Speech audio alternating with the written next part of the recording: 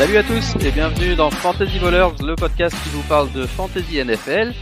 On est live ce 1er septembre déjà. Week 1 bientôt, pré-saison terminée et je suis avec Julien. Salut Julien. Julien, t'es en mute. Voilà, impeccable. Salut à tous. Julien qui joue avec nous depuis dans notre home league depuis de nombreuses années, qu'il a remporté 2 fois ou 3 fois. 2 fois au Deux début, je fois. crois. 2 fois et 2 fois. après, c'est en dents de scie. Ouais. Et donc ouais, Julien il y a pas Aptine ce soir, pas pour le moment en tout cas. Il va peut-être venir plus tard, mais on va parler de paris du coup, un petit peu différent que d'habitude. On va parler de paris NFL, sur quoi on peut parier, et on va regarder un petit peu les meilleures cotes qu'on peut trouver à la fois pour les vainqueurs de division, vainqueurs NFL, mais aussi pour les récompenses individuelles ou pour les paris un petit peu rigolos comme qui va faire le plus d'interceptions ou trucs comme ça. Donc donc on verra ça tout à l'heure, mais d'abord on va parler du coup des dernières news. Il y a eu les final cuts hier, et la grosse bombe de la journée, ça a été le cut de Cam Newton des Pats, et du coup l'annonce que Mac Jones serait le starter dès week 1. Cam Newton coupé et sans équipe pour le moment. Donc deux choses. Qu'est-ce que tu penses de Mac Jones, starter, et deuxièmement, si tu devais justement parier, puisqu'on va parler de paris, sur quoi tu parierais pour le futur de Cam Newton? Alors écoute, ce que je pense de Mac Jones, clairement, déjà je fais plutôt confiance à Bill Belichick. Je pense que c'est pas le dernier arrivé. J'étais quand même hyper surpris, je pense comme tout le monde, hein, ça a fait beaucoup parler sur les réseaux sociaux, et cetera. Cam Newton a même posté, un message, en demandant aux gens de ne pas avoir, pitié pour lui, ou je sais plus ce qu'il a dit Exact, exactement, mais donc non, Mac Jones, non, moi j'adore les nouveaux rookies, les nouveaux QB. Comme tu dis, ça fait quelques années qu'on fait de la fantasy, et pendant un moment, on avait toujours un peu l'impression de drafter les mêmes noms, donc c'est toujours sympa d'avoir des nouveaux QB qui arrivent, et puis on espère tous revoir des cas, je pense, comme Mahomes, hein, parce que ça fait, surtout c'est quand il y a des clair. types qui arrivent et puis qui émergent comme ça en une saison, enfin s'ériger à un tel niveau, et à complètement bien basculer du foot universitaire vers la NFL, quand ils viennent pas d'autres championnats d'ailleurs. Mais non, je demande à voir. Honnêtement, j'ai vu la photo comme tout le monde de Mac Jones dans les vestiaires avec son cigare, C'est qui lui clair. vaut le surnom de Big Mac Jones ou de Fat Jones. Ou j'en ai vu quelques-uns circuler qui sont pas très Surtout sympas, mais quand tu compares à Cam Newton à côté. Cam Newton qui avait fait en plus un gros training là cette off-season. Enfin, j'ai vu pas mal d'images de lui. Il était vraiment, enfin, il a vraiment donné le max. Donc je m'attendais vraiment à voir Cam Newton faire quelque chose. Surtout que c'est un joueur personnellement que j'aime beaucoup. Donc bon, c'est vrai que l'époque des Panthers avait commencé à être un peu loin. Donc il y a du run Ouais. au Super Bowl à l'époque. Après, je crois, enfin, il a eu des touches. C'est Dallas, je crois. C'est ça qui cherchait notamment à récupérer, de mémoire, Newton. Moi, je lui souhaite en tout Ouais, bah, cas. il y a quelques options. Ouais, Dallas apparemment serait intéressé. On sait que Dak Prescott Des petits revient soucis de d'une grosse santé. blessure, évidemment. Il a été absent aussi pendant la pré-saison avec sa blessure à Il a joué l'épaule. aucun match de pré-saison. Ouais. Non, et du coup, effectivement, Cam Newton, ça serait une belle assurance pour eux. Hem Et en plus, ça lui permettrait de rester. Dallas, c'est une équipe vachement médiatique, donc ça lui permettrait de rester un petit peu dans l'œil des médias aussi. Les autres destinations dont j'ai entendu parler, Baltimore, pour jouer le backup de Lamar Jackson. Hem, Ça, j'y crois personnellement pas trop, parce que j'ai trouvé que Huntley, en plus, jouait pas trop mal en pré-saison. Les Houston Texans qui ont Tyrod Taylor et le rookie, ça j'y crois encore moins, parce que enfin sincèrement, je crois je comprends absolument pas la stratégie des Texans de toute manière, mais Personne, je crois. ouais, et du coup je vois pas trop pourquoi ils prendraient Cam Newton, mais on sait jamais trop avec eux. En tout cas, je pense qu'il y a quand même de grandes choses Enfin, pour tous ceux qui l'auront drafté, je pense qu'il y a quand même de grandes chances qu'il trouve un point de chute. Quand on Ouais, voit ouais, mais je pense certains pas noms en backup, qu'il je pense qu'il a en quand même backup, ouais. un Je pense pas qu'il sera titulaire quelque part. titulaire, j'y crois pas trop pour l'instant. En tout cas, sauf si quelqu'un Heu, vraiment fait des très mauvais premiers matchs, mais il y a quand même, encore une fois, il y a quand même quelques, enfin, tu as Darnold qui rebondit, tu en as quand même quelques-uns qui ont changé d'équipe. Donc on verra ce qu'ils ont dans le ventre et s'ils arrivent à s'adapter à leurs nouvelles équipes. ouais, exactement. Bah, Mais je vois quand j'ai même mal Newton rester free agent très longtemps quand même. non, non, non, non, ça je pense pas non plus, hein, je pense pas non plus. J'ai vu Pittsburgh, vu que Big Ben a 39 ans et qu'il revient de blessure à l'épaule. Seattle, alors ça j'y crois encore moins.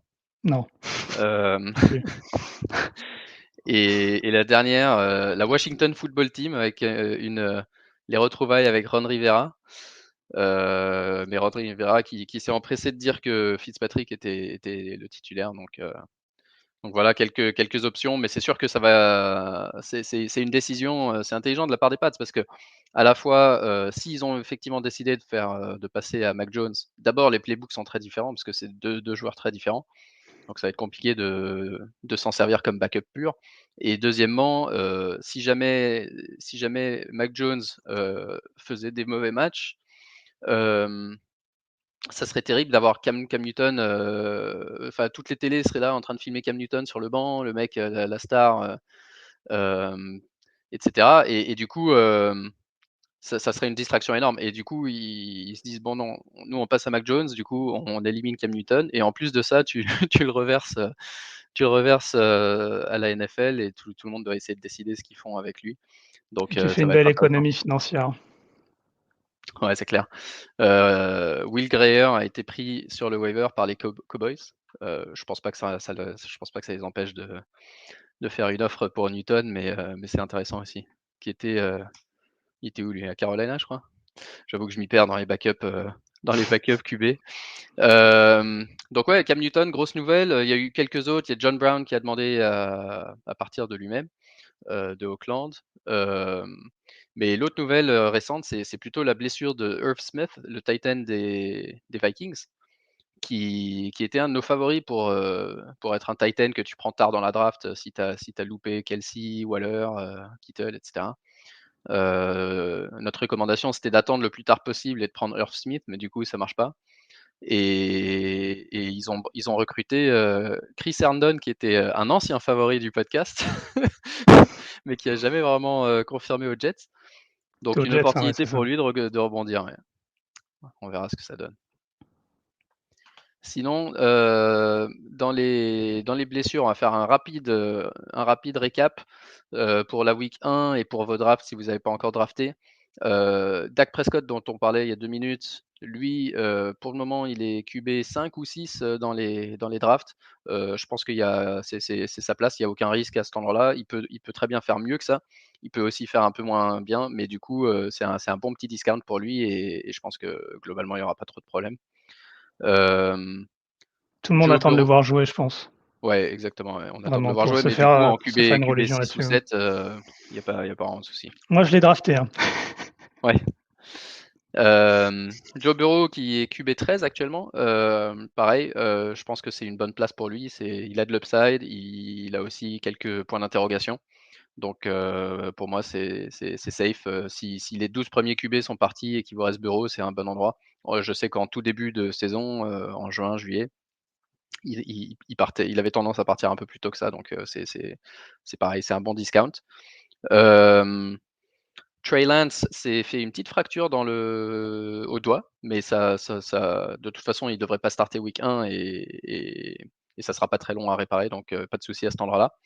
Et Carson Wentz, qui revient de sa de sa blessure au pied et qui maintenant a été envoyé chez lui pour être un cas contact Covid et comme il n'est pas vacciné, ça va être intéressant parce que au-delà du débat sur vaccin, pas vaccin, etc., la réalité, c'est que si on est cas contact et non vacciné, on est renvoyé chez soi 5 jours, quoi qu'il arrive. Et quand on sait qu'il y a un match toutes les semaines, bah ça, c'est important pour la disponibilité des joueurs.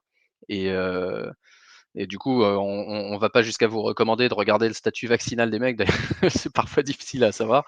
Mais c'est à prendre en compte parce que là, typiquement, Carson Wentz, cas contact pour le Covid et renvoyé chez lui 5 jours. Donc ça, il peut pas Personnellement, s'entraîner. tu vois, c'est une question que je me suis posée, moi, c'est que c'est une info et je crois qu'on en avait parlé d'ailleurs, ça aurait pu être une info intéressante à savoir aussi au moment de la draft. Que tu as quand même des gros noms forcément parmi les joueurs qui sont non vaccinés et quand on sait tout Ouais. le protocole qu'il y a autour, plus les amendes qui peut en refroidir certains, c'est vrai que c'est quand même, une information qui serait intéressante. Après, enfin, une autre question à poser, c'est est-ce que c'est listé quelque part? Et mon sentiment, c'est que Bah, c'est pas pas vraiment le vraiment, cas, non. Non. donc Il y en a plein, compliqué. on le sait plus ou moins, mais c'est pas listé comme, le statut, questionable ou Voilà, on disait à la draft, il devrait y avoir le Covidable. vaccin ou ouais, exactement, vaccin, pas vaccin, pour nous aider. En running back, Barclay, il part RB7 actuellement, donc ça a pas mal baissé depuis 3-4 semaines. Ça avait baissé un peu plus d'ailleurs et c'est légèrement remonté parce que maintenant on voit qu'il s'entraîne et qu'il y a des chances qu'il joue week 1. Pour moi, RB7, c'est pareil, c'est bien, mais il faut garder en tête que même si c'est sa place, c'est un joueur qui peut vraiment lui, soit exploser parce qu'en fait, c'est pas quoi qu'il arrive, ça sera pas sa place, RB7, je pense. Ça sera soit mieux, soit moins bien, mais ça sera pas RB7 et du coup, il faut le drafter à cet endroit-là en sachant que ça peut aller dans n'importe quelle direction, mais ça sera pas, s'il est drafté à côté de Aaron Jones, par exemple, ou Austin Ekeler, si vous voulez avoir un mec qui a le niveau RB7 à peu près, prenez Aaron Jones ou Austin Ekeler. Prenez pas Saquon qui pourra soit faire beaucoup mieux, soit faire moins bien s'il se reblesse. Tout à fait Euh, d'accord, ouais. Mmh. du coup, j'enchaîne. J.K. Dobbins, lui, il s'est blessé malheureusement dans le troisième match de pré-saison. Il s'est déchiré les ligaments croisés au genou et du coup, il sera out toute la saison. Il a été mis sur injured reserve. Du coup, c'est Gus. Donc, d'abord, il faut bien penser, hein, si jamais vous utilisez une draft list à le retirer. Moi, j'ai fait une draft la semaine dernière où un mec avait préparé sa draft list un peu à l'avance et on a tous vu J.K. Dobbins partir là où il serait parti s'il s'était pas blessé. Donc ouais, mettez à jour vos draft lists si jamais vous pensez pas être là. Et surtout, remontez Gus Edwards sur votre draft list aussi, qui du coup, c'est presque, j'ai trouvé que c'est presque euh, un, une surréaction. Je vois Gus Edwards qui part pratiquement là où J.K. Dobbins serait parti à la base. Et ça, c'est un peu trop haut. Mais par contre, il y en a d'autres ou d'autres drafts comme celle qu'on a fait en Ligue Fantasy Ballers la semaine dernière, enfin cette semaine, où je l'ai eu au 8e round parce que je pense que tout le monde a oublié. Parce que surtout dans les drafts où ça va vite comme ça, où tu as 1 minute pour faire ton choix, si les mecs n'ont pas préparé à l'avance, ils regardent un peu dans la liste, il y a qui, il y a qui, il y a qui, et comme son ADP n'a pas encore évolué, en fait, ils l'oublient quoi. Ils oublient qu'il y a Gus Edwards plus tard. Et je l'ai eu à un gros discount, je pense, pour quelqu'un qui va être le titulaire à Baltimore, l'équipe qui court le plus dans la ligue. Alors, il n'y a peut-être pas le talent de J.K. Dobbins, il a encore moins le jeu de passe parce je crois qu'il a jamais de sa carrière attrapé plus que 2 réceptions dans un match. Donc il sera pas utilisé dans le jeu de passe, mais par contre à la course, il sera utilisé très, très fortement. Et Et ce que toi je te d'ailleurs? disais Ouais, aussi, au niveau des paris, en fait, ce qui est assez terrible pour, pour J.K. Dobbins, c'est qu'on voit que ça a pas du tout influé sur la cote. C'est-à-dire que, exact. tu as ton gros RB qui se blesse, bah, tu le swaps et clairement les RB, je crois que ils sont on top of the list, pour ce genre de réaction, quoi. Ça n'influe malheureusement, Ouais, ouais, ouais, c'est les mecs, bah, c'est le poste, le plus remplaçable. Après, il y a évidemment des mecs qui sont plus talentueux, plus versatiles que d'autres, mais c'est effectivement le poste pratiquement le plus remplaçable. C'est d'ailleurs pour ça qu'ils sont pas autant payés qu'ils le voudraient. Hem Alors ensuite, on a DeAndre Swift qui a qui s'est très peu entraîné, pendant la pré-saison. Il est de retour à l'entraînement, mais moi je dirais, attention, hein, j'ai vu qu'il baissait un petit peu dans les drafts, récemment et c'est une bonne chose parce que là actuellement, sa position moyenne c'est RB17 et je pense qu'il y a deux trois mecs derrière lui qui sont un peu plus safe. Et inversement, je dirais que Jamal Williams, son remplaçant, on en a beaucoup parlé pendant le podcast, tout l'été, donc je ne vais pas en reparler, mais vraiment, cibler Jamal Williams, surtout si vous partez sur, 0 RB ou un seul RB et attendre plus tard. Moi, je me retrouve avec Jamal Williams dans plusieurs ligues parce que c'est quelqu'un en qui je crois beaucoup pour cette saison. Au niveau de son rôle, pas forcément au niveau de son pour lui, pour son talent et tout ça. Mais encore une fois, pour le rôle qu'il peut avoir et surtout si Swift est pas à 100%. Puis son départ en avait surpris quelques-uns de mémoire. Exact. Exact. Et receveurs maintenant, si on regarde les receveurs, Kenny Golladay toujours pas là. WR29, j'avais demandé sur Twitter cette semaine si c'est trop haut, trop bas, et cetera. La grande majorité des gens ont dit que c'est trop haut. Enfin, c'est trop haut du coup, donc il faut le laisser passer WR29. Je suis d'accord avec eux. Golladay, c'est quelqu'un que j'ai évité. Pourtant, je suis fan des Giants et j'aurais bien voulu l'avoir dans mes équipes, mais je l'ai évité partout et je veux pas d'un mec qui est blessé avant même que la saison commence. En général, c'est pas une bonne idée. Et ça va aussi pour Michael Thomas, surtout dans les ligues redraft avec un banc assez petit. Éventuellement, si vous avez une place hier, ça peut se discuter.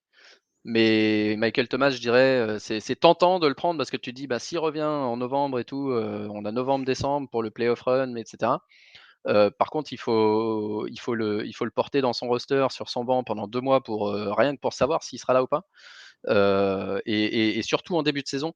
À la limite, si c'était, tu vois, si on était début octobre, on a déjà week 4, 5, tu vois, et que là, il se blesse et que tu sais que dans un mois et demi, il revient et qu'il sera de retour pour week 10. Ça, c'est une autre histoire. Mais les 3 premières semaines, c'est là où tu vois le plus de surprises. Là, tout le travail qu'on a fait cet été, dans 10 jours, on sera en train de dire, ben, il y a 40%, 50% à refaire parce qu'on vient de découvrir plein de trucs, plein de joueurs qui sont utilisés complètement de manière différente. Et c'est là que tu as envie d'avoir des places dispo sur le banc pour dégager les mecs et prendre des jeunes talentueux. Terrace Marshall, dont on a parlé, Rondale Moore à Arizona, des mecs qu'on n'a pas beaucoup vus pendant la pré-saison, mais qui peuvent très bien être utilisés, avoir un upside énorme. Et là, vous êtes là bloqué avec Michael Thomas sur votre banc pendant toute cette période-là. C'est pas quelque chose que je recommande nécessairement.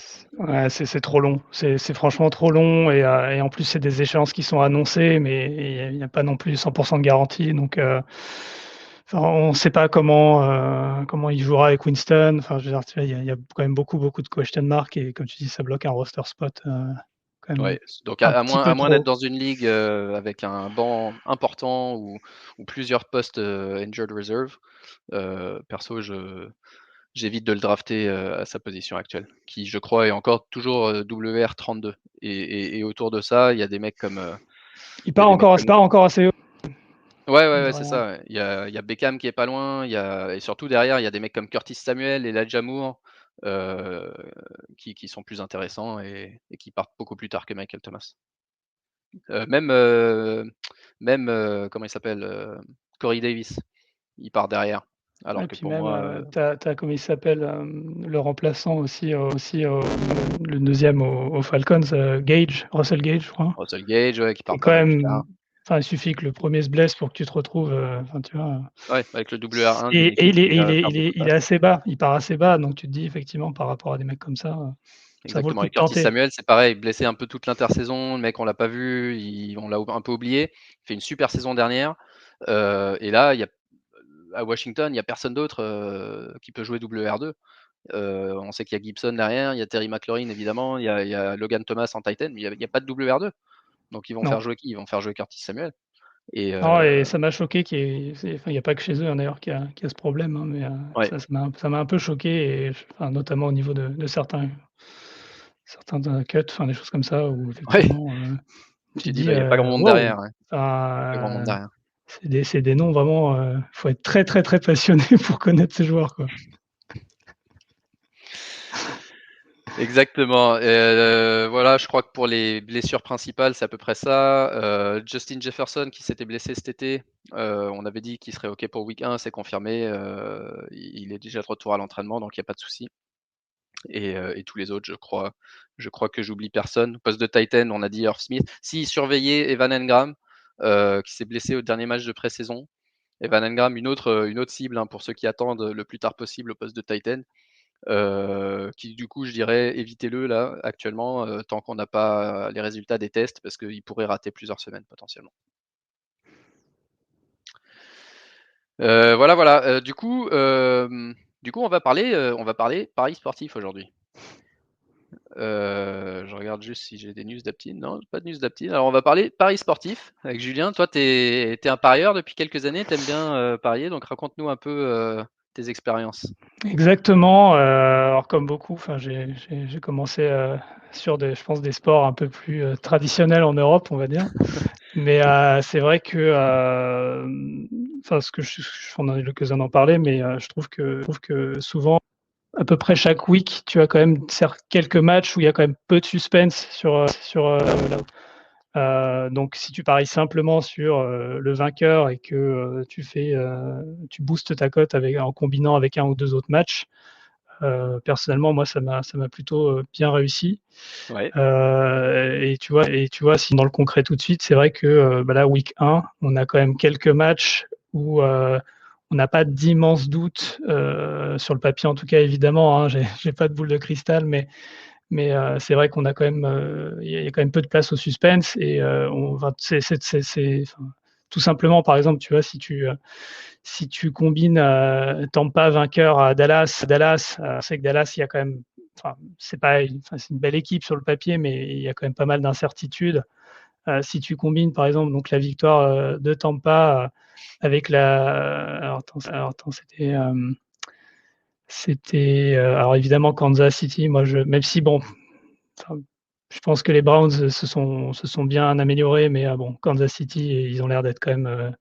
Enfin, eux aussi, ils ont quand même pas mal progressé pendant l'intersaison, notamment sur les éléments qui leur ont coûté le Super Bowl l'an dernier. ouais, Mais si tu combines ça avec. Alors attends, c'était le match qui me plaisait bien. Moi, c'était Buffalo, pardon, voilà. ouais, Si tu combines ces trois matchs où il y a quand même, enfin pour moi, il n'y a pas un immense suspense, hormis si les Browns font le match de l'année, mais tu vois, tu as une cote qui dépasse les deux. ouais. Pour moi, si tu paries régulièrement comme ça toutes les semaines, moi ce que je fais, voilà, c'est que je ne mets pas des montants forcément délirants, mais si tu fais un petit peu à chaque fois avec peu de risques, tu as quand même plutôt de chances de l'emporter. Et encore une fois, enfin, quand on regarde ces matchs-là, la situation des clubs. Pittsburgh, tu l'as dit, moi, Pittsburgh, c'est une équipe, je sais, qui est très chère au cœur d'Aptin, mais Big Ben, avec tout l'immense respect qu'on lui doit, il vieillit. Il y a pas mal d'incertitudes. Ils ont changé beaucoup Fais de gaffe à choses ce que tu dis, tu aussi. vas plus être réinvité, hein. Je sais. C'est pour ça que j'aurais profité. Mais, tu vois, et Buffalo en face, c'est quand même une équipe aussi qui a la main un peu chaude. Et il Ouais, y en a un qui doit justifier quand même son énorme contrat. exact. Je pense que voilà, c'est assez safe. Après, il y a autre chose, moi, que j'aime bien faire de temps en temps, c'est mettre une petite somme sur un pari un peu délirant, où j'essaie de parier sur, alors pas toute la totalité des matchs, parce que là, franchement, faut vraiment, Ouais, les pour avoir 15 probabilités sur sont. 15, faut y aller, hein. Moi, ça m'est jamais arrivé, hein, honnêtement. J'ai fait 12 une fois, 12 sur 15, Ouais, ce qui était pas ouais, mal, d'ailleurs, on va mais parler du Pick'em, un peu plus tard, mais ouais, je crois que ça fait 5-6 ans qu'on a un concours de Pick'em, oui, qu'on suit assez. Je crois que j'ai jamais vu quiconque faire un 15 sur 15. Je me demande s'il y a pas eu une fois un mec, peut-être Nico, qui est souvent sur le podcast aussi. oui, Je crois qu'il a fait un 13 sur 14 ou un truc comme ça, il faudra qu'il confirme, mais ouais, c'est beau, sincèrement, je crois c'est que très très beau. j'ai jamais vu un sans faute.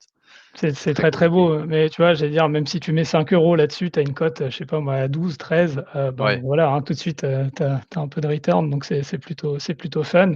Puis après, évidemment, hein, je vais un peu enfoncer des portes ouvertes, hein, mais c'est vrai qu'il y a des matchs où voilà, on sent que enfin, l'over-under est très faible, ou enfin, c'est vraiment indécis, on sait vraiment beaucoup, beaucoup de doutes sur l'outcome.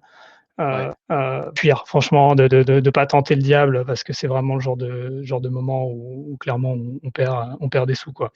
Donc c'est clair. après aussi, c'est d'ajouter un petit pari quand même un peu fun sur quel va être l'upset de la week. Mmh. Et alors moi, je me lance et je serais ravi de me faire charrier si je me trompe, mais moi, je vois bien les Bengals gagner contre les Vikings. Parce que j'ai quand même Ah, ça me plaît ça. j'ai l'impression que les Vikings sont un petit peu overrated cet été. Enfin, on entend beaucoup parler de plein de choses. Là, tu me dis en plus qu'ils viennent de perdre, ils viennent de perdre leur tight Leur end. tight end. Et bon, je pense que les Bengals ont bien bossé aussi cette off-season, donc à voir. Mais tu vois, typiquement, ça, c'est ce que je te disais là, où il y a des cotes un petit peu indécises. Bah, soit tu le fais pour le fun parce que ça met un petit peu de piment, soit effectivement tu fuis ce genre de match, quoi. Mais pas forcément suivre uniquement effectivement les tendances. Après, il y a des indicateurs évidemment qui peuvent aider au-delà des cotes, hein. Tu as, plein de sites, alors plus aux États-Unis évidemment qu'en Europe, mais où tu as, tu sais, ce qu'on appelle les money lines, où tu vois justement où les gens mettent leurs sous. Forcément, plus tu te rapproches du match, plus tu vois des flux arriver. Donc ça peut parfois faire basculer un petit peu. Donc tu Ouais, as aussi le timing du partant, parce qu'effectivement, tu peux avoir une très très bonne cote en amont et avoir raison, hein, évidemment, et puis enfin, voir d'un coup l'effet un petit peu mouton ouais, juste exactement, avant ouais. match, et du coup, tu as pu anticiper ça. Donc, il y a plein de choses à prendre en compte.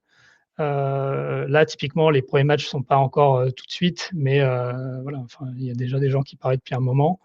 Et tu as des codes qui n'ont pas évolué, par exemple, depuis juin, je crois, si j'ai bien compris de ce que je disais sur certains matchs où en gros il n'y a pas vraiment de suspense. Ouais. Donc voilà, c'est vraiment des petits indicateurs, moi, voilà, qui m'aident un petit peu à suivre et à prendre mes décisions. Donc, alors, je perds de l'argent aussi, hein, je gagne pas tous les coups, hein.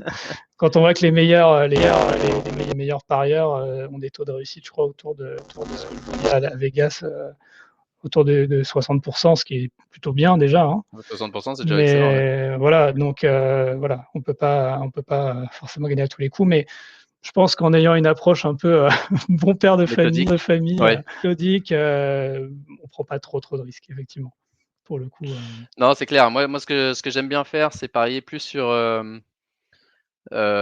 les paris, sur la saison, par exemple, vainqueur de division, vainqueur de la ligue et cetera. Surtout quand on peut, je sais pas si c'est le cas en France, mais en Angleterre, la plupart des sites offrent un cashback, où à chaque fois, en fait, à chaque fois que la cote est réévaluée pendant la saison, ils te proposent de racheter ton pari, ce qui en général, c'est mieux pour eux parce que du coup la cote est réévaluée et le cashback est moins intéressant que si tu gardais le truc.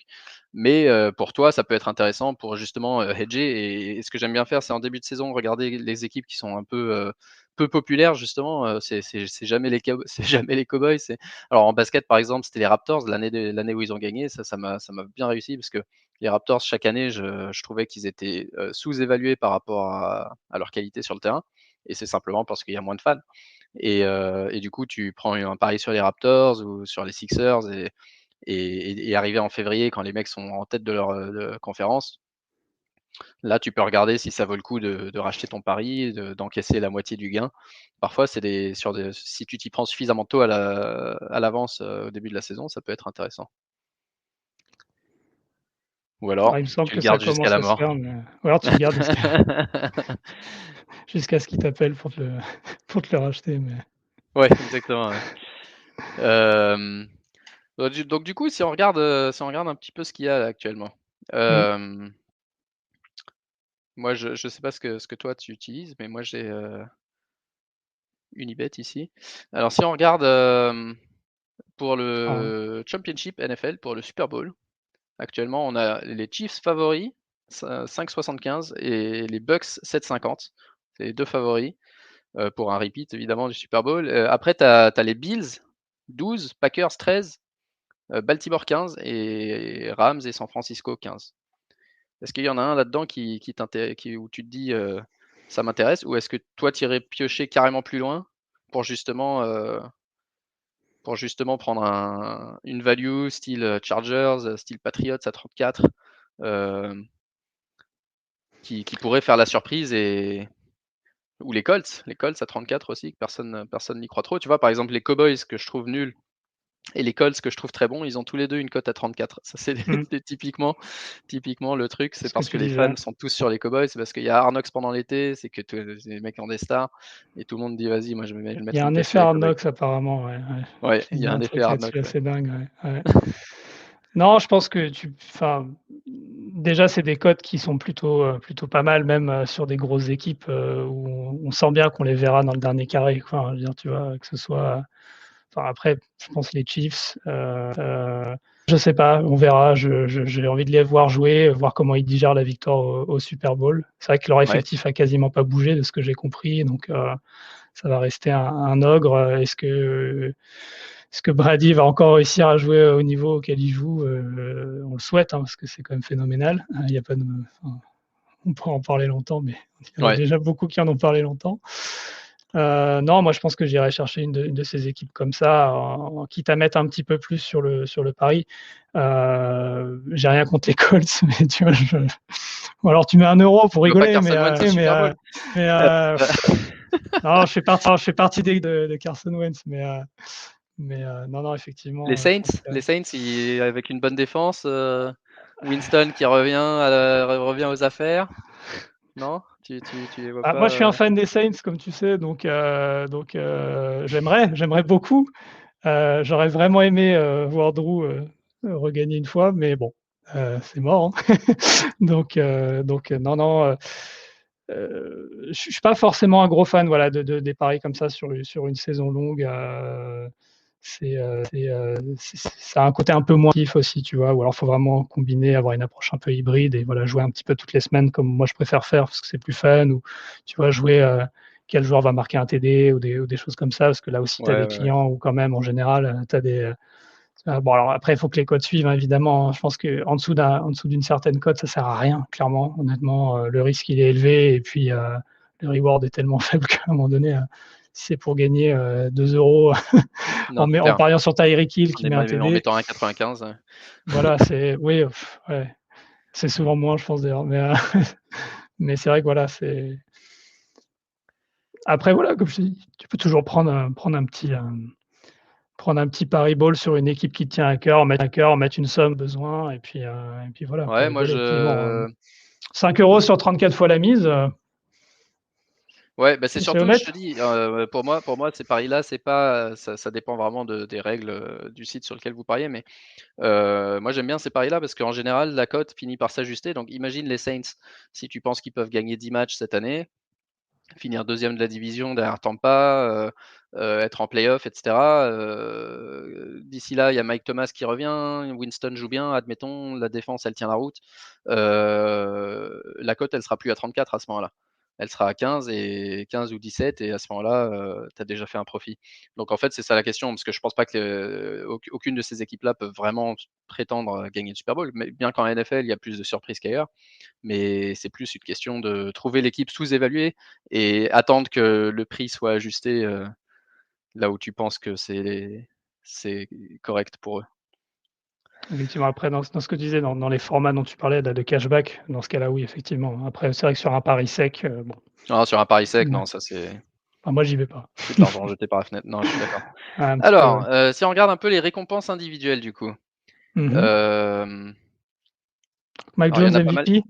Mac Jones MVP, alors on va regarder MVP, on va regarder, Offensive Rookie of the Year justement, parce que Mac Jones du coup, ah bah ouais, Ah, il y tu vois? a il y a des Mac candidats cette Jones à année mon quand même, avis, hein. devait être, assez bas et les mecs qui ont parié Mac Jones là, ils doivent être bien parce qu'il est deuxième derrière, Trevor Lawrence 4,50 et Mac Jones 5,50 et ce qui est logique puisque c'est les 2 qui démarrent, qui startent dès le premier match, Mmh. et même Mac Jones à mon avis a une meilleure chance parce que Jacksonville ils sont pas si ouf. Même si Lawrence fait des perfs de dingue, si les Pats par exemple, si les Pats gagnent 9 matchs, finissent avec une saison où ils sont deuxième derrière les Bills, tu vois, ils sont devant les Jets, devant Miami, admettons. À mon avis, il a son mot à dire, Mac Jones, plus que Trevor Lawrence, si Trevor Lawrence finit 6 et 11, dernier de la ligue avec les Jets, tu vois. Donc, ouais, Mac Jones 5,50, Justin Fields, Trey Lance 7, et ensuite tu as Wilson, et après tu as les running backs aussi, Najee Harris et Kyle Pitts et Ja'Marr Chase Et en Devonta outsider. Smith, il est Devonta Smith, il est à 19. Deuxième D'accord, ouais. receveur. Parce que bon, c'est quand même le vainqueur du trophée Heisman. Ouais, Bon, mais tu me pour ça diras, Johnny Manziel a gagné le trophée oui, c'est Heisman clair, hein. aussi. Donc, mais, pour les fans de Manziel. Mais, oh, je suis méchant. Mais, ouais, non. Après, c'est vrai que peut-être qu'il a un effet aussi QB où il y a plus de Ouais, QB qui et raflent puis, la mise son qu'un équipe, RB. ouais. Mais effectivement, il y a des candidats sérieux qui ont des cotes très élevées, du style, Jalen Waddle 26, Trey Sermon 26, Javonte Williams qui pourrait prendre le poste à Melvin Gordon plus rapidement qu'on ne le croit, 26 aussi. Ça, c'est vraiment quelque chose à surveiller, ça. Ouais, c'est des trucs intéressants ça. Terrace Marshall qui est le préféré d'Aptin, 51. Bon, il faudrait une blessure, je pense, pour qu'il puisse finir rookie de l'année, mais qu'est-ce qu'on a d'autre? On a, dans les récompenses individuelles, le Comeback Player of the Year. Ça, je pense que c'est Dak Prescott, le large favori. Mmh. Mais on a aussi Joe Burrow, Christian McCaffrey et Saquon Barkley. Et même D'accord. Nick Bosa et Carson Wentz dans l'histoire. D'accord, il y a pas Odell, peut-être, non, aussi, non? Odell, Il a été écarté un petit moment. ouais, il revient de blessure. Mais si Odell, je le vois là à 26, cote à 26, juste derrière Joe Mixon. Mais je pense qu'Odell n'a pas été écarté suffisamment de temps. Mais bon, Mmh. effectivement, s'il fait une très très belle saison, ouais, ça pourrait être un Ah, candidat. c'est un petit peu je sais pas si vous en avez parlé récemment, mais c'est vrai que ça pourrait être un peu la dernière, la dernière chance pour lui à un moment donné. Je Ouais, pense ouais, bah que ça bon, c'est un c'est ouais, joueur que j'aime c'est beaucoup, hein, sûr, ouais. comme, on a tous en mémoire le catch incroyable à une main quand il était chez les Giants, mais bon, il se vieillit, il y a beaucoup de très, très bons receveurs qui arrivent sur le marché, malheureusement. C'est clair, c'est clair. Hem, on a Lucho qui nous rejoint. Lucho, en l'absence Hey! d'Aptin. Hello, Hey! Salut! Salut! Ça va? Comment ouais, et et toi? toi? Ouais, nickel, nickel. Donc on est en train de parler de récompenses individuelles. Le Comeback Player of the Year, est-ce que tu as un favori, toi? Entre Dak et j'hésiterais entre Dak et Saquon. Ouais, Mmh. donc du coup, tu mettrais plutôt ta pièce sur Saquon à 9 que sur Dak à 3,50. C'est ça, ouais. Je pense que bah après Saquon, voilà, s'il tient vraiment là, on va dire au niveau santé et au niveau récupération, s'il a vraiment récupéré toutes ses capacités, ça sera clairement un gros gros coup. Après, Dak, ouais. Ouais, ouais. Après, c'est le favori, clairement, c'est le QB, c'est lui qui marquera les points, et cetera. Donc, c'est un peu logique. Maintenant, c'est vrai que ouais, Saquon, j'aime beaucoup. J'aime beaucoup. De toute façon, on en avait déjà Ouais, parlé ensemble, hein, mais c'est vrai que Saquon, ça peut être un bon retour. Ouais. effectivement. Et MVP maintenant. MVP, on a Pat Mahomes à 5,50. Favori, évidemment. On a Josh Allen et Aaron Rodgers, qui est le MVP de l'année dernière, à 9. Tom Brady, 11. Et Lamar, Prescott, Stafford et Russell Wilson à 17. Que des MVP, QB. on sait que c'est quasiment toujours, ouais, c'est toujours donné à des Que des QB. QB. Ouais, tu vois, ça, ce qu'on Le disait, ouais, premier nom, il y malheureusement. a même, c'est ça qui est dingue, il y a même Deshaun Watson à 41, avant Derrick Henry, qui est le premier non QB, qui est coté à 51. Ouais. Donc ça prouve que les sites savent très bien que MVP, c'est forcément un quarterback. Euh, si Watson, qui va certainement pas jouer de l'année, a une cote inférieure à celle de. On dirait le Ballon d'Or, tu Ouais, sais, Ouais, ouais, exactement. ça sera c'est toujours les mêmes. terrible, c'est terrible, c'est terrible. Ça sera toujours Limite, les Vraiment le mêmes. beau limite joueur, ouais. MVP, moi je trouve que le award il vaut pas grand chose quoi. Et en général, c'est le QB de l'équipe qui a le meilleur bilan et voilà, ça s'arrête là quoi. Ah, sauf Aaron À peu l'an de choses dernier, près. quoi. Sauf Ouais, ouais, à à peu de choses près, sauf si tu fais un truc vraiment exceptionnel. Mais à la limite, l'année dernière, Rodgers, il mérite le MVP offensif, tu vois. Mais je Tu vois pas sais mon pourquoi il y amour a. tu sais l'amour que je porte pour Aaron. Ouais, je sais bien. Non, mais je vois pas j'espère pourquoi il qu'on y l'aime a. tous. Ouais. Je vois pas pourquoi il y a meilleur joueur offensif et meilleur joueur défensif, sachant je sais pas si on a déjà vu un défenseur MVP, sincèrement, je suis même pas sûr. Je sais Et pas. il y a meilleur joueur offensif, meilleur joueur défensif et MVP. Et genre le meilleur joueur offensif, c'est jamais le MVP. Ouais, J'ai et en jamais dehors très de bien ça, tu vois, compris. si on prend vraiment la culture américaine où, par exemple, en NBA, tu as vraiment une cérémonie pour le MVP, etc. Je trouve qu'en NFL, justement, t'en entends pas forcément énormément parler. C'est vrai. Alors que, tu vois, si on prend vraiment la NBA, qui est pour moi la référence au niveau MVP, c'est le MVP, c'est voilà, c'est une cérémonie, les mecs en parlent pendant des semaines et des semaines, etc. Mais là, c'est vrai que on n'en parle pas assez, quoi. Il y a des moments, je me suis même posé la question cette année, est-ce que c'était vraiment Aaron qui était MVP ou est-ce que c'était quelqu'un d'autre, quoi? Parce qu'on n'en a pas parlé plus que ça. Ah, c'est Donc, souvent le cas, je suis d'accord. C'est souvent Ouais. un peu étouffé dans voilà, c'est ça. le timing quand c'est annoncé aussi. On sait pas vraiment. On sait pas vraiment d'ailleurs quand est-ce que c'est vraiment annoncé. Est-ce qu'on a une date par rapport à ça? C'est le C'est toujours la pari, c'est semaine 12 avant février, donc le. ouais, c'est juste C'est au avant le moment du Super Super Bowl, Bowl. non? C'est avant C'est Super ça, Bowl, ouais, c'est c'est dans ça, c'est les à peu quelques près là. jours avant. Mais bon, c'est un peu noyé par l'événement, quoi.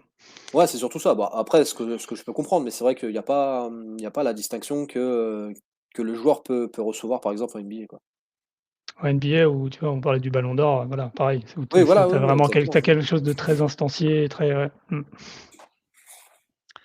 Ok, un petit dernier pour la route avant de partir. Qui va lancer le plus grand nombre d'interceptions? Mon préféré. On va en faire deux, tiens. On va faire les interceptions et on va faire le premier coach viré. Donc le plus grand nombre Magnifique, d'interceptions, magnifique. les favoris, c'est Sam Darnold, Ryan Fitzpatrick et Zach Wilson. Ensuite, tu Ah as ouais. Jared Goff, Daniel Jones. tout votre Là, préféré. déjà, je m'en Ouais, rapproche. Trevor Lawrence à 12, Big Ben 12 et Jameis 13. Jamie, je suis pas étonné, mais c'est vrai que Goff, Ouais, après, James, il a son passé, on va dire ça, mais Jameis, bon. en fait, le truc, c'est là que c'est il va prendre intéressant moins de parce que risques, je pense. bah, déjà, et en plus, pour être le mec qui lance le plus d'interceptions, faut jouer toute la saison. Et lui, il peut très bien se faire bencher. Donc c'est ça qui est intéressant, c'est que tu te dis, ah bah tiens, je vais. Ah, puis En en fait, dehors c'est de pour ça ça, qu'il y je a pense Sam que. Darnold et Zach Wilson, parce que les mecs, il y a personne derrière eux, et même s'ils jouent super mal, il y a moyen Il continue en jeu. qu'ils font la saison. Mais Winston, après, je pense qu'il sera beaucoup mieux entouré quand même au Saints Ça, c'est sûr. Et qu'au puis, il n'aura pas le même schéma de jeu. Buccaneers, quoi. Et après, bon. Mais, euh, mais ouais, parmi tous ces noms-là, ouais, c'est pas forcément évident, tu vois. Personnellement, les trois premiers que tu as cités, je les aurais pas cités peut-être aussi haut. Non, si peut-être Wilson, Après, Mm. parce qu'on sait pas, même s'il est précis, c'est encore une fois, c'est même pas une question d'être mauvais, ouais. c'est juste t'es un rookie, tu tentes des Oui. trucs, et tu vas forcément faire plus d'erreurs Après, ouais, Jones, que. Ouais, Daniel, ouais, mais il fait plus des fumbles, lui. oui. Premier coach à partir, peu importe la raison, c'est pas forcément un licenciement.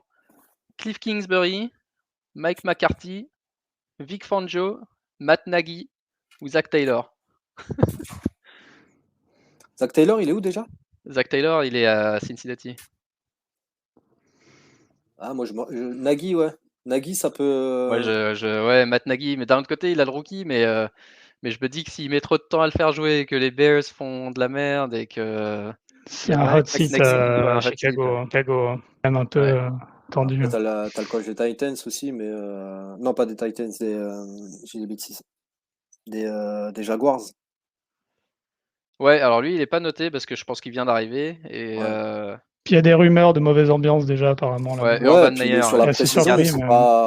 ça a pas Une été wild card, fantastique, quoi. une petite pièce sur Urban Meyer à 34. Ouais, bah voilà, de l'argent Après, t'as le coach des facilement Texans, gagné. non? Qui est aux Texans Je cette sais année? même pas te dire qui est le coach des Ouais, Texans. c'est plus On ne sait O'Brien, pas non? ce Il qui est se pas. passe à Houston. Personne comprend. Ils coupent tous leurs Houston receveurs, ne les répond J'ai mecs. plus, éliminé tu les vois. Texans de ma vie. Je peux pas. Il y avait un joueur que j'aimais beaucoup en fantasy, Brandon Cooks. Je me dis, ouais, c'est le mec un peu sous-évalué. Et puis je me suis dit, non, je peux Tu pas vas pas avoir prendre Brandon le Cooks risque. dans mon équipe. Franchement, Je peux pas être j'espère là un que. dimanche soir à 23h30 en train de me dire, putain, j'ai besoin de 5 points de Brandon Cooks sur le match des Texans pour gagner le truc. Non, je veux pas être dans cette situation-là. C'est moche. Donc, C'est Mm. moche. Je pense que Non, tout le c'est vrai monde que c'est attend avec pas. impatience. Enfin, j'espère que c'est sur le schedule, un petit Texans Lions. Ça va être un Joli. régal cette année. Ça va être très joli à voir. c'est clair. Bah, Julien, je sais que tu dois y aller. Je te remercie pour ces conseils Merci et, pour et l'invite. peut-être pendant la saison, tu reviendras 2 ou 3 fois pour voir un peu où ça en est et nous Écoute, je serais donner ravi quelques. de vous raconter mes gains et mes pertes. Exactement, nous dire combien tu as Tes gains, perdu. surtout tes Tes gains. gains, Non, bien ouais, sûr, exactement. Tu nous feras un tableau de PNL et on pourra confirmer que que je tu suis aurais bon mieux ou fait d'acheter de mauvais. la crypto. Voilà, Exactement. c'est ça. Et ouais, Super. merci Merci Julien et beaucoup. À la prochaine, hein. à bientôt. Ciao, Merci. ciao. Ciao.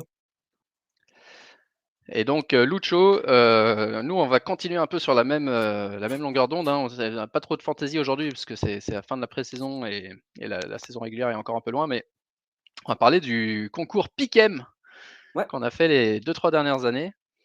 on a bien mené, Heu ouais. et qu'on va relancer cette année. Alors cette année, ça va être intéressant parce qu'on a quand même 8 ligues, fantasy, donc ça fait 96 joueurs. Ça fait beaucoup de potentiel en pick-'em, plus que ce qu'on avait les années précédentes, donc je sais pas combien Complètement, ouais. s'inscriront, Mmh, mais ça peut complètement. être bien marrant à suivre. Bah, si on arrive Pick-'em, à déjà avoir la moitié des 90, ouais, ça peut être ça dingue, serait ouais. déjà bien, parce que l'an dernier, on a tourné à peu près à une quinzaine à peu près. Ouais, On en avait une 15-20, vingtaine ouais. au début, après une Ouais, quinzaine, entre 10 et 15 à la fin. C'est ouais. vrai que ça peut être super intéressant. Mais Donc Pick-'em, tu veux on dire rappelle bonjour? Tu le veux dire bonjour à tout le monde? Vas-y, dis bonjour à tout le monde. Pick-'em, on rappelle le principe, donc chaque semaine, on choisit simplement le vainqueur, l'issue du match et on choisit l'issue du match tu as 1 point si tu as la bonne issue, Mmh, 0 si tu as pas la bonne issue. Donc comme disait Julien tout à l'heure, il y a souvent des matchs où l'issue est tellement, plus sûr. et ouais, enfin c'est même difficile de prendre un risque, même si tu penses que ça c'est pas ce match-là, c'est pas la bonne issue et tout ça. Comme il y a pas de cote associée au pick-'em, tu vas quand même faire la sécurité et faire comme tout le monde. Mais du coup, Ouais. c'est intéressant un peu plus tard dans la saison parce que si tu prends un peu de retard et que tu te dis: «Bah, faut que je prenne un risque pour pas avoir exactement Ouais, le même truc que le mec c'est de devant», exactement ça. C'est exactement ça. tu peux soit le C'est rattraper, soit prendre encore plus de retard et pendant c'est ce ça. temps-là, le mec de devant, il joue un peu la C'est ça. défensive en mode: «Bah, Moi, j'ai 3-4 points d'avance, je vais essayer de c'est la jouer safe». exactement mon cas l'an dernier. Il y a 2 Voilà. ans, j'avais fait un très bon pick-'em où j'avais fini, peut-être deuxième ou troisième ou enfin, j'étais pas loin du podium, j'étais peut-être sur le podium même. Mais, l'an dernier, en fait, c'était Nico qui nous a fait une très tu l'as dit tout à l'heure, il nous a fait un très beau pick-'em l'an dernier, Nico. Et c'est vrai qu'à un moment donné, j'étais pas loin de toi, parce que toi, tu as plutôt bien fini. Et je me suis dit: «Bon, il va falloir que je prenne des risques». Et c'est ça le risque du pick-'em, quoi. C'est si tu Ouais, prends des risques, si c'est payant, tant mieux. ouais, Si c'est mais perdant, il y a tu moyen que recules encore. tu perdes encore plus de place, Et ouais. c'est ça qui est c'est ça la difficulté du pick-'em. Mais c'est vrai qu'après, contrairement au Survivor que certains font aussi, tu peux rejouer tout enfin, voilà, c'est vraiment sur tous les matchs. Ouais. Tu as pas à choisir une seule Bah, équipe on peut que tu d'ailleurs peux pas faire, rejouer c'est après. une bonne idée, on peut essayer de lancer un Survivor parce Mmh, que ça dure moins longtemps, parce qu'il y a moyen de se faire, éliminer assez rapidement. ouais, Mais c'est ça justement la difficulté, ouais, le si on est Survivor, c'est pas évident. nombreux, il y a moyen de le faire. On Mmh, essaiera de voir, dites-nous dans les commentaires si vous connaissez un bon site pour ça. Nous, on l'a toujours fait sur ESPN qui est ouais, relativement moi aussi, sympa, ouais. mais Mmh, évidemment ça oblige à avoir un compte ESPN. Hem, on regardera ça un peu ce week-end, mais on va mmh. lancer ça la semaine prochaine avant le début Avant le début, ouais. avant le bon Cowboys, Tampa Bay dans 10 jours. Un peu plus maintenant. On est quoi? Après, On est enfin dans 2 voilà, semaines? c'est la difficulté du pick-'em, ça va être vraiment d'être constant en fait. C'est de ne pas lâcher parce que si on perd une semaine, c'est vrai Ouais, ça c'est le plus que le dur, fait ouais, de ouais, perdre une ouais. semaine, voilà, tu perds quand même une dizaine de points à peu près. Donc c'est vrai Non, qu'après c'est dur à le seul moyen de le faire, moi j'ai trouvé que le seul moyen de le faire, c'était, d'avoir un reminder tous les mercredis c'est ça. ou Mmh. éventuellement les jeudis midi, mais ça laisse pas beaucoup de marge de manœuvre. Heu, sur le Ouais, commute après du jeudi soir quand c'est tu rentres du boulot, OK, pick-'em, bam, tous les jeudis. Parce que ça, c'est l'avantage. L'année dernière, c'était encore plus le bordel parce qu'il y avait le covid, il y avait des matchs reportés, c'est il y avait des ça. trucs. Mais en C'était ça qui était général, compliqué, ouais. si vous faites tous les jeudis soirs votre pick-'em en écoutant Fantasy Ballers de la veille, Mmh. vous êtes bon.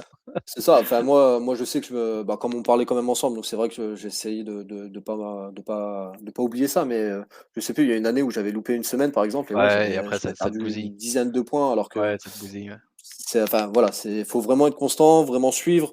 Après c'est vrai qu'il faut suivre avec le pod, avec, toutes les infos qu'on a sur internet, sur les réseaux et cetera. C'est suivre un peu les joueurs qui manquants pour choper des surprises, des choses comme ça. Ouais, bah, Mais quand on c'est joue vrai à qu'il la faut essayer fantasy, d'être l'avantage, c'est qu'on constant. sait déjà à peu près ce qui va se passer. Oui, oui, bah oui, complètement, Et après, complètement. ouais, ça se joue sur quelques matchs chaque Mmh. semaine, des matchs intéressants. D'ailleurs, si on regarde le schedule de week 1, déjà, alors Tampa Bay Dallas, c'est un beau match, mais je pense que c'est à sens unique.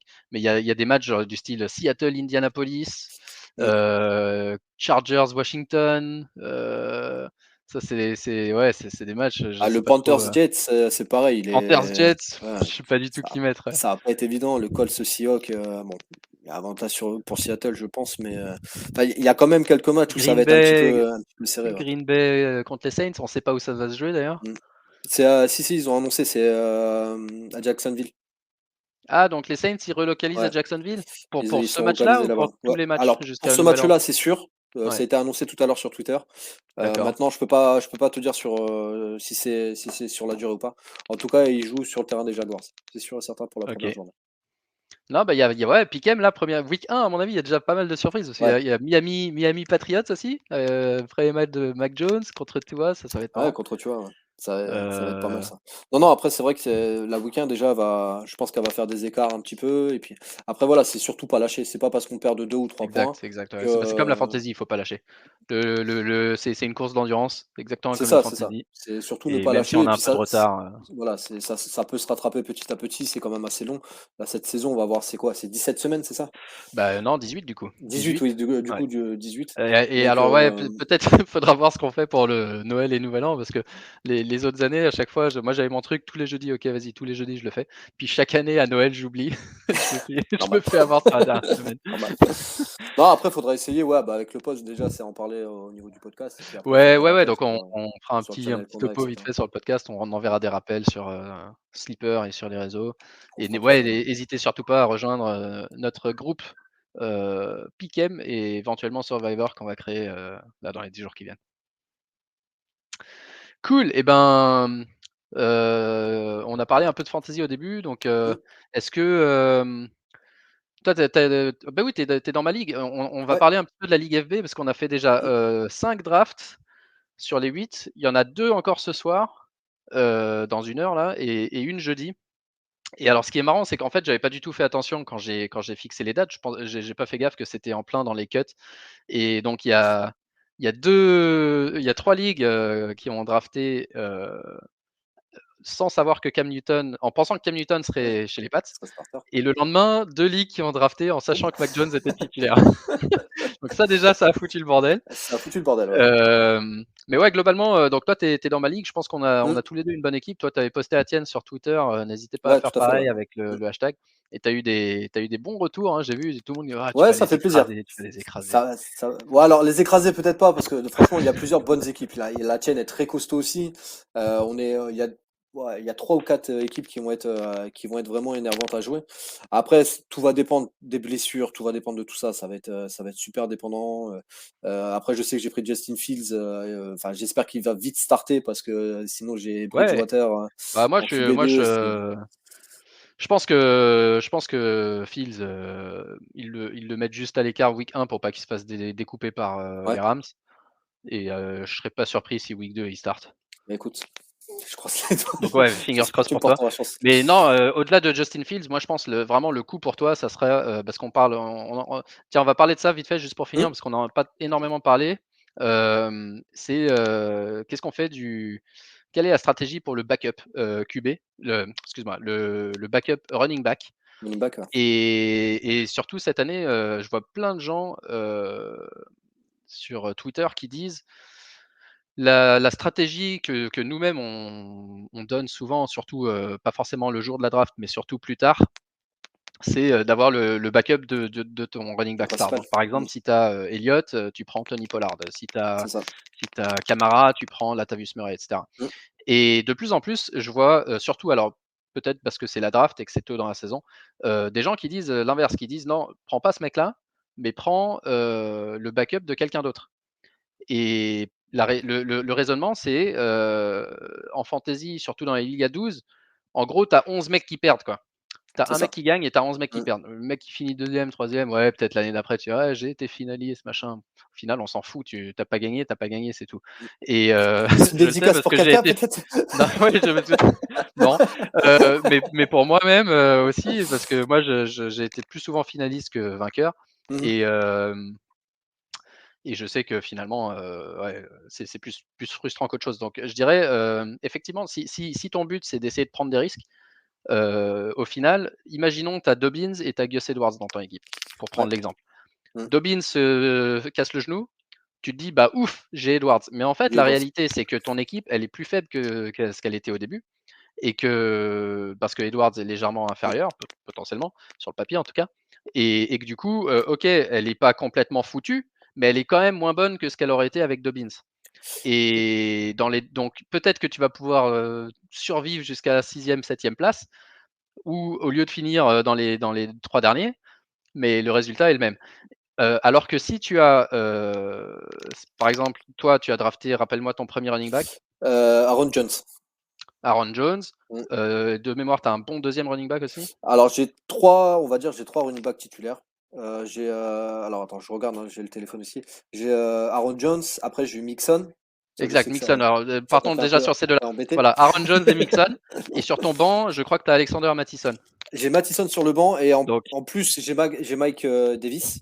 Donc OK, ouais, Mike en Davis. troisième. Donc Ouais. j'ai 3 très bons RB, enfin 3 bons RB, on va dire. Mais Et après, ouais, j'ai Mattison sur le banc et j'ai Zach Moss aussi sur le banc. ouais, bon, Zach Moss, on s'en fout et Mike Davis, on s'en fout. Non, je déconne. On s'en fout. Mais non, après, mais c'est donc voilà. pour illustrer le truc, du coup, donc tu as Mixon et Aaron Jones. Mm. Et imagine à ce moment-là, Dalvin Cook se blesse et Mattison, on sait que le jour où Dalvin Cook se blesse, Mattison, c'est un RB1, Je récupère sûr. un RB1 Donc, sur le. au lieu d'avoir AJ Dillon dans ton équipe qui te serait une police d'assurance si jamais Mm. Jones se blesse, si Jones se blesse, ok, t'as Dillon, c'est cool parce que tu perds pas spécialement ton niveau de jeu, mais tu deviens pas meilleur. C'est Alors que ça. tu deviens absolument imbattable dès lors que Cook se blesse et que tu as Mattison, Mixon et Jones dans ton équipe. Oui, parce que Ça te c'est donne un autre des joueur qui possibilités perdra énormes. alors que toi tu seras que tu Exactement. Et seras là, vainqueur. tu deviens injouable. Et Donc le après, jour voilà, où. c'est beaucoup plus compliqué de jouer après contre cette personne-là, c'est clairement. Ouais. Clairement. Et donc c'est intéressant. Moi, je pense qu'effectivement, c'est pas un mauvais raisonnement. Le jour de la draft, on est toujours un peu tenté de prendre son propre backup, qui finalement va être un mec qui squatte le banc et qui fait rien. Alors, il y a Genre, quelques exceptions, hein, je dirais, si vous avez Cook, prenez Mattison parce que c'est tellement évident que ça sera lui le backup et on sait c'est tellement évident aussi que ça sera un RB1 dès lors qu'il joue, parce qu'on l'a vu par le passé, qu'à la limite ça vaut le coup. Mais il y en a d'autres où la situation est un peu moins claire, et où là je dirais ça vaut pas forcément le coup. Par contre, par exemple Jones et Dillon, ouais, OK, c'est intéressant d'avoir les 2. Ils vont peut-être partager un peu le truc, ça va être frustrant plutôt qu'autre chose et effectivement, si l'un des 2 se blesse, vous avez l'autre. Mais Après, par cette contre, année, je pense qu'on peut partir sur 4 ou 5 backups ouais, qui peuvent marquer des points. Tu as Pollard, comme tu l'as dit, avec Zeke. Tu as Dillon avec Jones. Tu as Mattison avec Cook. Tu as Sermon, je pense qu'à un moment donné, avec Mostert, Sermon, il prendra clairement clairement le lead, je pense, à un moment donné. T'as qui d'autre? Je pense que Hubbard peut être pas mal avec derrière McCaffrey aussi. Je pense qu'il a ouais. fait bonne pré-saison. Il peut être intéressant. Après, il y en a d'autres, hein, bien sûr, il y en a d'autres, mais Ouais, c'est il y en vrai a, mais que le truc, c'est que tu jamais sûr. Tu jamais vraiment voilà, sûr c'est que ça ça. sera lui, quoi. Mais comme Ça, tu tu disais, jamais dans sûr les que ça sera lui. alentours du 12e, 13e round, c'est vrai quand ils sont encore dispo, ces mecs-là, faut les avoir dans son roster, quoi, clairement, parce que c'est une opportunité. On sait très bien que les running backs prennent énormément de risques, ils prennent énormément de Non, coups, c'est ça, c'est etc. ça. Donc, Mais du il coup, faut vraiment avoir un backup, tu quoi. as plus de chances de gagner si tu prends le backup de quelqu'un d'autre et que c'est l'autre qui se blesse. Donc Ouais, déjà, l'autre, en plus, devient inférieur et toi, ton équipe devient injouable. Et par contre, à partir quand les bye weeks sont un peu passés, week 12, 13, et que comme tu commences à arriver en playoff, là, il faut cibler autant que possible ton propre backup. ton propre Parce que backup, là, ouais. c'est plus vraiment une question de. Je Complètement. pense qu'à ce moment-là, Après, c'est plus une question de. cette Parce qu'on l'a vu plein de stratégie-là, il fois. faut On avait aussi vu avoir, Karim Hunt, les mecs qui avaient ouais. Spencer Ware, ils ont été sauvés. Oui, c'est vrai que L'année Hunt, on où. l'a oublié aussi. C'est vrai que Hunt, derrière, en backup, c'est vrai que Karim Hunt, c'est c'était terrible. C'était le ouais, mec qui ouais. était RB3 de la saison et Mmh. il se fait suspendre. Ouais, ouais, C'était même pas ouais, une ça blessure, c'était c'était du jour au lendemain, il y a ouais, plus, il ouais, y a plus rien. c'était dommage.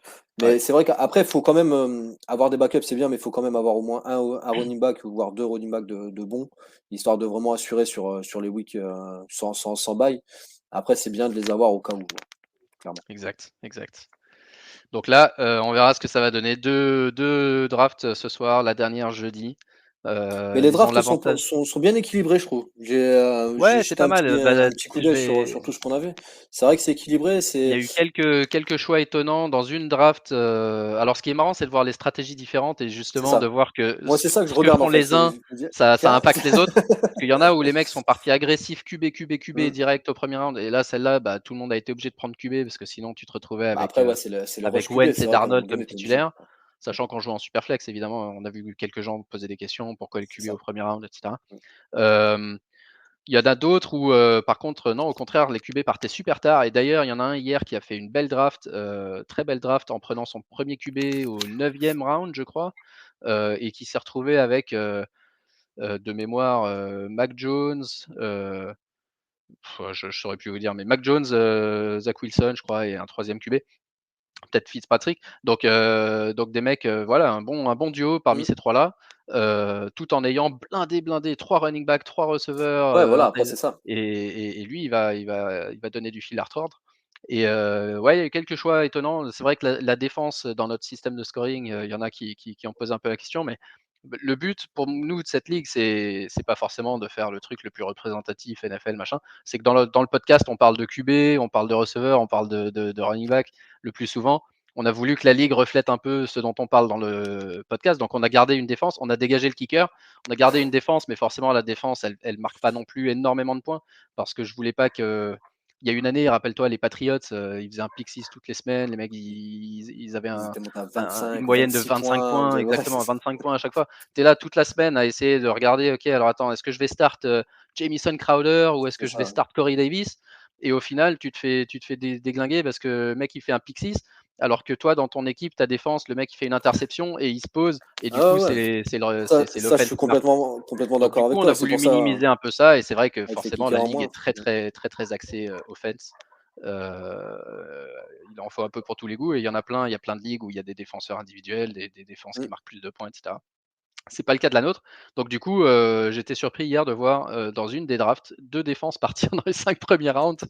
Je l'ai vu aussi. J'ai vu la défense des Et Rams partir en la défense 4e des tour. Rams au 4e et Même celle tour, des c'est ça. Redskins, On de l'a vu football ensemble team alors. au Et je me suis dit: 5e. «Ouh Et ça risque de les c'est pénaliser. fou». Non pas parce que c'est les mauvais choix, si vous allez prendre une défense en premier, c'est certainement celle à prendre. Mmh. Mais c'est le coût d'opportunité est beaucoup trop haut parce qu'au 4e round, il y avait encore des running backs super forts, il y avait Ah oui, encore oui, bah, des complètement. QB, il y a tout le monde, donc c'est un peu tôt, et j'ai peur On que ça les partait sur pénalise un combien de petit peu. tours à peu près? On partait sur 18 16, tours? Quelque chose comme 16, ça? 16. C'était 16 tours? Ouais, donc en moyenne, une défense, ça doit partir, allez, on va dire le plus tôt, ça peut être intéressant dans les 13e, 14e tours, parce que là, Ouais, tu commences à logiquement, choper des backups et cetera. sauf dans certains cas, effectivement, il y a une ligue où, par exemple, tout le monde a attendu, mais par contre, ils sont tous partis au 11e round. Donc, une fois qu'ils Ouais, avaient donc il y tous a eu leurs un rush, titulaires, là, il y a 1 ou 2 mecs qui ont pris une défense, et tout le monde a et dû se tout le dire: monde «Merde, il faut s'est une défense». Ils sont tous partis sur la défense. Hem, parce que mais nous, dans ouais, la nôtre, elle est globalement, partie tard quand même, hein. C'est nous, dans parti la tard nôtre, les elle est partie défenses. tard, mais encore une fois, ouais, ça dépend de ce que font les autres. Si personne Oui, oui, oui, s'énerve sur ouais, la défense, c'est t'as pas ça. besoin de C'est ça t'énerver. aussi, ouais. Et en général, ce qu'il y a, c'est que comme on est 12 et que le banc est assez faible, Mmh. on a que 6 places dans le banc pour 10 titulaires.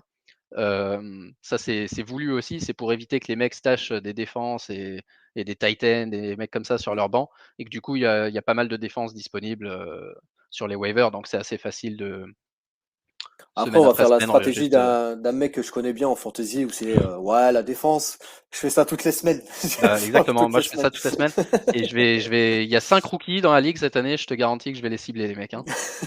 Là, je vais commencer avec les Panthers, Tu vas prendre tes week snaps. 1 contre Zach Wilson. Bing! Moi, je regarde même pas le match-up, je regarde qui Zach Wilson joue. Tiens, on a Mmh. regardé qui va lancer le plus d'interceptions, c'est Sam Darnold et C'est Zach lui, Wilson. hop, OK. je le prends. Donc Sam Darnold et Zach Je prends Wilson, la défense. et Fitzpatrick, je les target avec ma défense adverse. Non, non, après c'est voilà, c'est vrai que la défense, c'est un peu, alors ça peut te rapporter des points. Maintenant, c'est vrai que c'est pas, Ouais, alors il y a quand même une amplitude, hein, malgré le fait que ah oui, ça oui, rapporte oui. peu de points, Ah ça bah, va de l'année complètement. dernière, on a vu, ça allait de -5 à +20. Donc Ah, c'est quand quand tu es même quelque chose négatif en défense, qui ça fait bien mal quand même, hein. c'est quand Ça même ça un pique. plus qu'un simple petit bonus, Ouais, même ça si les pique bien moyennes comme de il faut, points quoi. sont assez basses. Mmh. Il y a quand même une grosse amplitude de points possible, et ne négligez pas du tout la défense pour autant, Ah même non, si non, du même si tout, vous voyez que du tout. la moyenne de points a l'air basse, c'est quand même quelque chose qui Après, il y a plusieurs défenses est très variable. qui peuvent rapporter des points, hein, celle des Rams, elle est favorite clairement. Après, Washington est bien cotée aussi au niveau défense. Il y a celle aussi des Niners qui, bon, ça on reste sur une bonne défense depuis quelque temps, donc c'est vrai qu'elle est intéressante aussi. Mais c'est ouais, il y a 4 ou 5 défenses qui sont vraiment à prendre, on va dire en Ouais, priorité. et Après le le reste, c'est un scoring peu, le scoring que j'ai mis aussi, minimise un petit peu les big plays et mmh, focalise plus sur le nombre de points qu'on encaisse. Donc ça sera plus corrélé au nombre de points encaissés plutôt que de ça savoir évitera si les les 20 mecs ont points, eu les des 22 points, fumbles les et mmh. des fumbles et des interceptions. Mais voilà, bon, c'est un choix assumé et c'est exprès, et du coup, effectivement, la défense, c'est plutôt à prendre tard dans la ligue, dans la draft, je veux dire, si possible, parce que sinon, c'est juste le coup d'opportunité. Il vaut mieux avoir des mecs, Clairement, mecs un offensifs quatrième outside. tour, tu as quand même des bons RB Ouais, ou des bons surtout au 4e WR tour. qui peuvent vraiment t'apporter un plus dans ton roster qu'une défense qui marquera aller entre 5 et 10 points, on va dire à peu près par semaine. Alors Exact. qu'un bon RB, ça peut te rapporter 15 points, un Mais c'est WR, surtout, ça peut te c'est rapporter 15 au-delà du points. nombre de points. Faut jamais oublier en fantasy, c'est même pas tellement le nombre de points lui-même qui est important, c'est le nombre de points par rapport Par rapport à ta position. à un poste Ouais, sur le un waiver. poste aussi, ouais. Donc si sur le waiver, tu as une défense de Carolina qui joue contre Zach Wilson et qui cette semaine-là peut avoir 7-8 points faciles, ça sert à rien d'avoir les Rams qui ont 9 points en moyenne toutes les semaines, parce que ça te donne un avantage de 2 points toutes les semaines sur une défense qui est sur le waiver. Alors qu'en receveur, si tu as un mec qui en marque 12 ou 13, sur le waiver, tu personne qui en marque plus de 7 ou 8. 7 ou 8. Euh, Ah ouais, non, clairement. c'est là que Clairement. c'est ça que Tu vois la différence de le points tout de suite. concept. Ouais. Exact. Ok, Luc, on a fait le tour. Pour les semaines à venir, moi je pars en vacances, donc On je a de la serai pas chance. là. Moi, je fais ma rentrée. Moi. Ouais, la plupart des gens font leur rentrée. Moi, je pars en vacances. Je vais retrouver la famille T'as bien raison.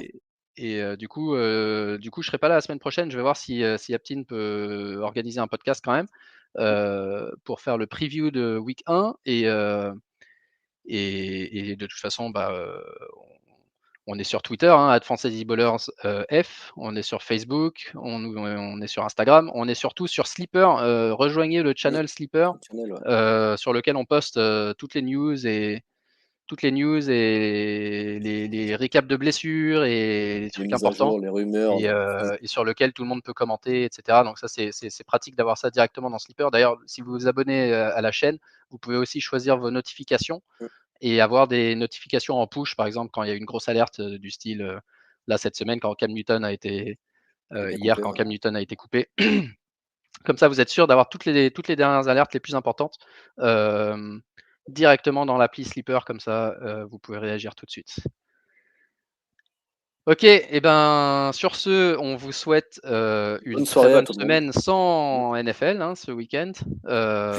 Plus qu'une à attendre après ça. Plus qu'une à Ça attendre revient. et après, on se lancera à partir de jeudi prochain, c'est ça? Ouais, jeudi prochain avec Tampa Bay contre Cowboys.